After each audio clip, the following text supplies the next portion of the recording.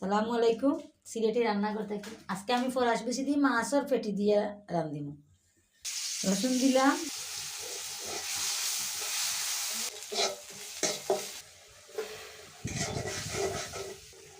আমি বেশি দিলাইমু। বেশি দিয়া আমি এখন লাড়াচাড়া করবো।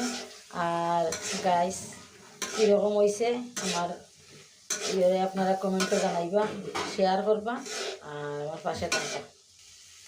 আমি মাছ দিলাইমু।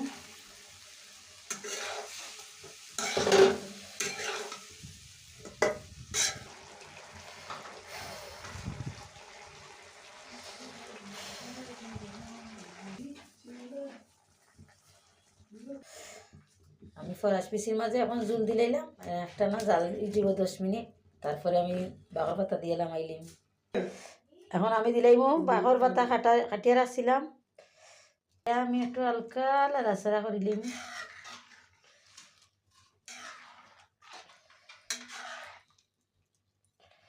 কীরকম হয়েছে আমার এই ফরাস পিসি আপনারা জানাইবা, কমেন্টে জানাইবা।